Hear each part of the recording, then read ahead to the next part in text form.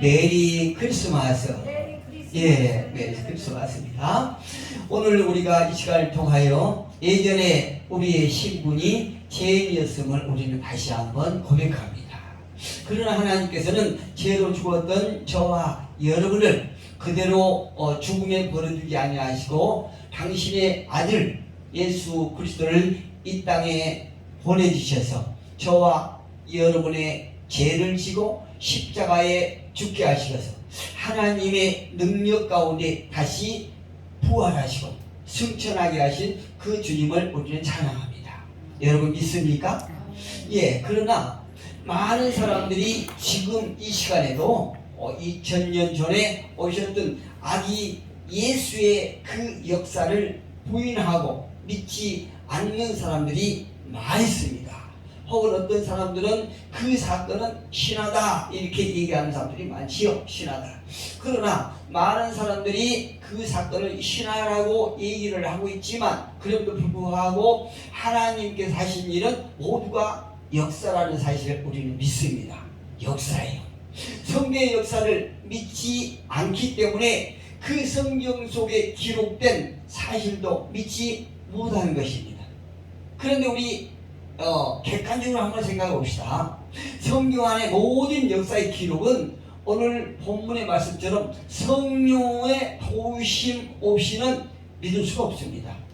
그래서 오늘 이 시간을 통하여 이 사건을 믿는 모든 자들은 자신의 의지가 아니라 자기의 어떤 의식으로 된 것이 아니라 오직 하나님의 도우심으로 그 사건을 믿게 된다는 얘기입니다. 할렐루야. 이 사건은 성령으로 말미암아 거듭날 때만 믿어지는 것이에요. 저와 여러분이 이 시간을 통하여 이 성경의 사건을 믿어진다라고 그러면은 우리 모두는 거듭난 자들임을 믿습니다. 성령으로 거듭났다라고 그러면 성령에 기록된 말씀이 믿어지고 예전에 우리가 믿기 전에 하나님을 대적했던 그 모든 일들이 해결가 되고 하나님 앞에 눈물로 나아가게 되는 것이에요. 우리 모두가 그 모든 사건들을 기록한 바가 체험한 바가 있습니다. 우리 그거를 통하여 하나님의 첫사랑이라고 말하고 있지요. 우리가 오늘 시간을 통하여 다시 한번 우리 속에 성령이 충만하여 우리가 거듭났던 그 첫사랑을 다시 한번 생각하면서 감동의 새끼를 주님으로 축복합니다. 마가는요, 그의 책 마가복음 11장 15절에서 성경이 이렇게 기록하고 있습니다. 때가 찼고 하나님의 나라가 가까이 왔으니 회개하고 복음을 믿으라. 할렐루야. 마가가 그렇게 말하지요. 때가 찼고 어느 때가 찼습니까? 하나님의 나라가 가까이 왔기 때문에 너희가 회개하고 복음을 믿으라 이렇게 말씀하고 있어요. 여기서 마가가 말하는 하나님의 때는 하나님의 나라가 가까이 왔다는 것은 예수님 자체가 하나님 나라지요. 예, 하나님 나라는 예수 그 자체가 하나님 나라예요. 그래서 예수님께서 2000년 전에 이 땅에 오신 그 때가 바로 하나님 나라가 우리 곁에 오셨다고 이렇게 말씀하고 있습니다. 그 사건을 통하여 우리가 죄인으로서 회개하고 복음을 믿으라. 아직 복음을 믿지 않고 마귀의 자녀에서 마귀의 세상에 마귀의 조종을 받고 살아가는 모든 죄인들에게 마가를 통해서 하나님은 말씀하십니다. 너희가 하나님의 나라가 가까이 왔으니 회개하고 하나님을 믿지 않았던 죄, 너희가 죄인임을 깨닫지 못했던 그 죄를 회개하고 복음을 믿으라. 여기서 복음은 누굽니까? 하나님의 아들 예수지요. 예수님의 나심과 인류의 죄를 지고 십자가에 달리심과 고난과 달리셔서 고난을 당하시고 죽음과 부활 승천, 더 나아가서 부활 승천하실 예수님이 다시 오심하고 말씀하신 그 약속을 믿는 것이에요. 예, 우리 모두는 성령의 도우심으로 그 사건을 믿는 저와 여러분임을 다시 한번 하나님 앞에 고백합니다. 마가는 또 말하지요. 하나님의 아들 예수 그리스도의 복음의 시작이라. 마가복음 1장 1절을 그렇게 시작하고 있어요. 다시 말씀드립니다. 하나님의 아들 예수 그리스도의 복음의 시작이라. 마가 얘기를 해요. 복음의 시작은 무엇이라고 말하고 있습니까? 복음의 시작은 바로 예수의 성탄이에요. 예수님 자체가 복음이라고 말씀드렸지요. 그래서 예수님께서 이 땅에 오심이 복음의 시작이라는 거죠. 예, 날짜로 그 날로 기념하면은 우리가 지금 오늘 예수의 나심을 기념하는 성탄인데 이때가 바로 복음의 시작이라는 거죠. 여러분 잘 아시다시피 복음에 대한 최초의 애언은 어디가 있습니까? 창세기 3장 15절에 그 복음에 대한 최초의 애언이 시작되지 않습니까? 창세기 3장 15절에 보니까 이렇게 모세는 기록하고 있어요. 내가 너로 원수가 되게 하고 내 후손도 여자의 후손과 원수가 되게 하리니 이렇게 말하고 있어요. 내가 너로 원수가 되게 하고 사단에게 말이죠. 내 후손도 여자의 후손과 원수가 되게 하리니 장차 하나님을 믿는 성도들과 사단 사이에 악감정이 생긴다는 거죠. 절대감이 생긴다는 거죠. 그래서 우리는 우리가 성도가 되므로 예전에는 우리 편이었던 사단이 우리가 이제 성령의 도우심으로 거듭나서 우리가 하나님의 백성 예수님의 제자 믿음의 성도가 된 후로는 이제 우리의 동료였던 우리의 편이었던 그 사단과 저와 여러분은 적대감 사이가 된다는 거예요. 서로가 어떤 증오감의 상대입니다. 또 분노의 상대입니다. 악감정의 상대가 된다는 거지요. 그들이 우리의 적대 관계가 되는 사단이 어떤 일을 합니까? 여자의 후손은 내 머리를 상하게 할 것이요 너는 그의 발꿈치를 상하게 할 것이니라 이렇게 말하셨어요. 여러분 여자의 후손이 내 머리를 상하게 할 것이요 즉 여자의 후손 예수 그리스도는 사단의 가장 중요한 부분이 어디입니까? 머리잖아요. 그 머리를 상하게 할 것이요 너희는 예수님의 발꿈치를 상하게 할 것이라. 저와 여러분에게 아주 굉장히 귀한 말씀이에요. 우리가 이 땅에서 살아가면서 예수를 믿지만 때로는 어렵고 힘든 일이 많이 생기지 않습니까? 때로는 우리가 부주의로 말미암아 우리가 고난을 겪었지만 많은 경우에 악한 사단이 저와 여러분과 하나님 사이를 갈라놓기 위해서 해방한 경우가 많이 있어요. 그런데 여기서 최초의 복음을 주신 그 내용을 보면 사단이 하나님의 백성을 계속해서 공격해서 다치게 하지만 그러나 그것은 우리가 발꿈치를 당하는 아주 미비한 상처일 뿐이라는 거죠.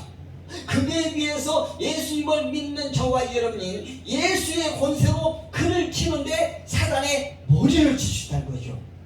우리의 능력으로? 아니에요. 우리에게 주신 예수님의 능력으로 우리를 괴롭히는 예수의 이름으로 그를 명령할 때에 그가 머리를 상하는 일이 있다는 얘기입니다. 우리가 여기서 힘을 얻고 위안을 받는 거죠. 우리가 이 세상을 살아가면서 많은 고난과 어려움, 예를 들어서 물질의 어려움 당합니다. 어떤 육체의 질병을 당하기도 합니다. 그러나 그 모든 것들을 통해서 우리의 믿음을 희미하게 하고 약하게 해서 하나님과의 관계를 버려놓으려고 하는 띄워놓으려고 하는 그 악한 사단의 방해가 결국은 우리에게 아주 미미한 상처로 남을 뿐이지 우리를 결국 죽일 수 없다는 얘기입니다. 우리는 여기서 위안을 받고 우리는 더욱더 담대할 수 있는 것이에요. 예, 이때부터 복음이 시작해서 구약의 많은 선지자를 통해서 하였던 그 애언이 마침내 그분이 때가 참에 아까 조금 전에 말씀드렸던 마가복음 1장 15절에서 기록했던 것처럼 때가 참에 그 하나님 나라가 우리 이 땅에 오시겠다고 하는 그 애언의 때가 참에 이 땅에 오신 날이 바로 성탄절이라. 예, 갈라디아서 4장 4절에서 사도 바울도 이렇게 말합니다. 때가 참에 하나님이 그 아들을 보내사 여자에게서 나게 하시고 이렇게 말씀하고 있어요. 20절에서 19절 20절 본문 19절 20절에서도 이렇게 기록하고 있지 않습니까? 예수 그리스도의 나심은 이러하니라. 그의 어머니 마리아가 요셉과 약혼하고 동거하기 전에 성령으로 잉태된 것이 나타났더니 성령으로 잉태돼서 나타났다 이렇게 말하고 있어요. 그래서 예수님은 인간의 몸을 입고 이 땅에 오셨지만 죄가 없으신 분이잖아요. 예, 성령으로 오신 분이기 때문에 죄가 없으신 분이 때가 참에 저와 여러분의 죄를 대속하기 위해서 이 땅에 오셨다는 거죠. 이 사건을 많은 사람들은 신하다, 어떤 예수를 어떤 훌륭한 선생 정도의 비교를 하지만 그럼에도 불구하고 역사에서 성경에서 하나님의 역사, 인간의 역사를 구체적으로 정확하게 말씀해주고 있어요. 이 사건을 모두가 이 세상 학문을 많이 터득했다고 해서 믿어지는 것이 아니고, 그렇다고 해서 어떤 이 세상의 학문이 짧다고 해서 믿지 못하는 것이 아니고, 어떤 자에게나 예수님께서 당신의 영, 성령을 통해서 우리에게 믿게 하실 때에 믿어진다는 얘기입니다. 그러니 저와 여러분은 얼마나 복된 자들입니까? 구약의 구체적인 내용은 오신 메시아에 대한 기록이 되지 않습니까? 그렇다면 신약은 어떤 내용입니까? 신약에는 오신 메시아의 예수 그리스도에 대해서 기록해 놓은 책이에요. 그래서 성경의 모든 중심은 무엇입니까? 예수 그리스도예요. 예, 바로 성경의 중심되는 예수 그리스도께서 오신 날이 성탄절이다 이 말씀이에요. 그런데 만약에 성도라고 하면서 성탄에 대한 아무런 어떤 의식도 없고 감동도 없다라고 그러면은 이건 큰 문제잖아요. 저는 성탄절이라고 하면은 가장 아주 기억에 남는 것이 그때 집사 때요. 집사 때 교회에서 이거 성탄절이면 굉장히 분주해요. 어떤 설보다도 더 분주합니다. 추석보다도 더 사람들이 들떠있어요. 또 어떨 때는 그 꼭두 새벽에 눈 많이 오고 굉장히 추운 날씨, 오늘처럼 이렇게 추운 날씨에도 불구하고 새벽성을 볼 때가 아주 지금도 기억에 생생합니다. 그런데 가슴 아프고는 가면 갈수록 성탄에 대한 그 기억이 차츰차츰 사람들로부터 이렇게 희미해지고 멀어진 것 같아요. 지금 생각해보면 어떤 상업적이든 어쨌든 간에 성탄이 가까워지고 11월 달이 지나면 벌써 거리에는 막 성탄 캐롤송이 아주 힘차게 이렇게 퍼져나왔지 않습니까? 그런데요, 지금은 교회에서도 이거 성탄절이 가까워졌는지 어떻든지 모를 정도예요. 어떤 교회는 그 성탄절이라고 하는 준비가 귀찮아서도 그럴 수 있고 여러 가지 상황을 통해서도 그럴 수도 있고, 그렇지만 우리가 어떤 물리적인 이런 준비보다도 우리 마음속으로 이 성탄에 대한 아주 벅찬 감동을 우리는 잊어버리면 절대 안 될 줄로 생각합니다. 우리가 성탄절을 통해서 다시 말씀드리자면은 우리가 물리적으로 여러 가지 교회에서 아주 따뜻하게 요란하게 이렇게 준비한 것도 좋겠지만, 그럼에도 불구하고 그보다 중요한 것은 성탄절을 통해서 예수는 누구시고 왜 이 땅에 오셨고 그분이 무엇 때문에 죽으셨는지를 우리는, 그리고 그분이 죽으셨다가 무엇으로 어떤 것으로 인해서 부활하셨다는 것에 대해서 우리는 깊은 관심을 가져야 될 줄로 믿습니다. 만약에 우리가 그런 알려고 하지 않고 그에 대한 감동과 관심이 없다라고 그러면은 큰 문제죠. 그래서 우리는 지난날에 저와 여러분의 신분이 죄인이었으나 그럼에도 불구하고 하나님께서 저와 여러분을 사랑하시고 우리를 버리지 아니하시고 당신의 아들 예수를 통해서 다시 우리를 소생시켰다는 데 대한 감사를 하지 못하는 것이에요. 왜요?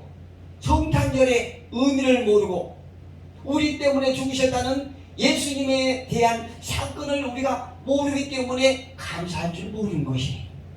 저와 여러분은 오늘 이 성탄절을 통해서 다시 한번 하나님의 은혜에 감사하는 저와 여러분이 되기를 주님의 이름으로 축복합니다. 사도 바울은 그의 책 로마서 1장 7절에서 저와 여러분에게 이렇게 편지를 보냅니다. 하나님, 우리 아버지와 주 예수 그리스도로부터 은혜와 평강이 있기를 원하노라. 할렐루야. 다시 말씀드리면 예수 그리스도께서 그 자체가 은혜와 평강이라는 거죠. 저와 여러분 안에 하나님께 주신 성령을 통해서 은혜와 평강이 있기를 축복합니다. 그분이 하나님이시고 그분이 예수님이시고 그리스도라는 사실을 우리는 확실하게 믿고 붙잡아야 되는 거죠. 이 세상이 아무리 제가 관영할지라도, 아무리 사람들이 부패해 간다 할지라도, 아무리 악한 사단들이 저와 여러분을 미혹한다 할지라도, 저와 여러분 안에 예수 그리스도가 나의 은혜요 평강이요 온전하신 분이라는 것을 사실을 굳게 믿고 그분만을 잡고 나갑시다. 예수님께서 어느 날 십자가의 고난이 눈앞에 다가왔을 때에 제자들에게 이렇게 물어보세요. 너희는 나를 누구라고 하느냐? 이렇게 물어보지요, 제자들에게. 그러니까 그 제자 중에 성격이 급한 베드로가 이렇게 말해요. 주는 그리스도시요 살아계신 하나님의 아들입니다. 할렐루야. 예, 이 고백이 저와 여러분이 고백이 됐으면 참 좋겠습니다. 이때 예수께서 그 베드로를 향해서 무엇이라고 말씀하시죠? 사실은 말이야, 사람으로서는 이 고백을 알 수가 없고 오직 하늘에 계신 아버지께서 알게 하신 것이다. 이렇게 말씀해 주세요. 발견하 시모나, 네가 복이 있도다. 이를 내게 알게 하는 이는 혈육이 아니요 하늘에 계신 내 아버지니라. 우리가 세상에서 많이 배웠다고 이 고백을 할 수 있는 것이 아니고요. 이 사실을 믿을 수 있는 것이 아니고요. 우리가 별로 학문이 짧다 할지라도 믿지 못하고 알지 못하고 우리가 깨닫지 못하는 것이 아니고요. 오직 하늘에 계신 우리 아버지께서 성령을 통하여 그 사건을 알게 해 주셨다는 거죠. 모든 사람이 알게 되는 게 아니고요. 특별히 하나님께서 택하셔서 그에게 성령으로 알게 해 주셨기 때문에 그런 자들에게 복이 있다. 이렇게 말씀하신 거예요. 이렇게 말씀하신 후에 우리가 세상에서 힘들고 거칠 때 사람으로부터 공격을 받을 때에 우리가 이겨낼 수 있는 가장 큰 위로의 말씀을 예수님께서는 해주시고 계십니다. 곧이어서 예수님께서 제자들 앞에 이렇게 말씀하세요. 내가 이 반석 위에 내 교회를 세우리니 음부의 권세가 이기지 못하리라. 우리가요 아무리 힘들고 어려울지라도 내 내면 속 깊은 곳에 예수 위에 교회를 세운다라고 그러면 어떤 상황 속에서도 우리는 파괴되지 않는다는 거죠. 마태복음에서 예수님께서 말씀하시죠. 많은 사람들이 집을 짓지만 그럼에도 불구하고 그 집을 반석 위에 지은 사람은 어떠한 장소에도 비바람이 몰아친다고 할지라도 무너지지 않는다고 말씀하세요. 교회의 공동체가 되신 저와 여러분에게 반석 위에 교회 공동체에 교회의 집을 짓고 있음을 믿습니다. 기독교와 교회는요 예수님이 누구신가에 대해서 이 신앙 고백 위에 세워지는 것이에요. 우리가 달리 어떤 물질에 세워진 것이 아니고 우리의 노력 위에 세워진 것이 아니고요. 오직 반석이신 예수 그리스도 위에 우리의 교회가 세워지고 있다는 거죠. 여러분 잘 아시다시피 가톨릭에서는요, 그 반석을 베드로로 보고 있어요. 그 반석을 베드로로 해석하기 때문에 베드로를 초대 교황으로 하면서 교황권을 합리화시키고 있다는 거예요. 그래서 그 천주교의 어떤 교리 속에서는요, 교황의 교황권을 하나님의 권위와 동등하게 보는 이런 엄청난 죄를 짓고 있어요. 그런데 저와 여러분은 성탄절에 오신 분은 오직 예수 그리스도이심을 확실히 믿는 사람임을 우리는 알고 있습니다. 아멘. 오늘 본문 21절 같이 한번 읽어볼까요? 본문 21절 같이 한번 읽어봅니다. 시작. 아들 낳으리니 이름을 예수라 하라. 이는 그가 자기 백성을 그들의 죄에서 구원할 자이심이라. 할렐루야. 아멘. 하나님의 아들이 인간의 몸을 입고 오시는 방법을 이사야는요, 이미 예수님께서 오시기 약 한 700년 전에 예언을 했거든요. 그리고 그가 이렇게 말해요. 그에게 잉태된 자는 성령으로 된 것이라. 오늘 이 본문의 말씀을 예수님께서 오시기 700년 전에 이미 예언해 놓았다는 얘기예요. 그리고 22절을 보니까 보라, 처녀가 잉태하여 아들을 낳을 것이요 그의 이름은 임마누엘이라. 할렐루야. 성탄절에 오신 예수님께서는 어떤 분이냐? 저와 여러분이 힘들고 어려울 때 어떤 파도에 휩쓸렸을지라도 아무리 음침한 사망의 골짜기를 갈지라도 저와 여러분과 함께 하시는 분이라고 분명하게 말씀하세요. 임마누엘이라 하라. 이를 번역한즉 하나님이 우리와 함께 계시다, 이렇게 말씀하고 있다는 얘기입니다. 여러분, 어제까지 우리가 예배를 드리기 전까지 혹시라도 이 내가 어렵고 힘든 과정 속에서 나 혼자뿐이다 이렇게 생각하고 계십니까? 그렇다면 그 생각은 내 생각이고, 사실 그 어려움 속에서도 임마누엘 되신 주님께서 우리와 함께 하시고 우리의 갈 길을 인도해 주시고, 또한 힘들 때 주님께서도 함께 마음을 아파하고 계신다는 사실을 믿으시고, 저와 여러분이 임마누엘 주님과 함께 하면서 복된 자들이 되기를 주님 이름으로 축복합니다.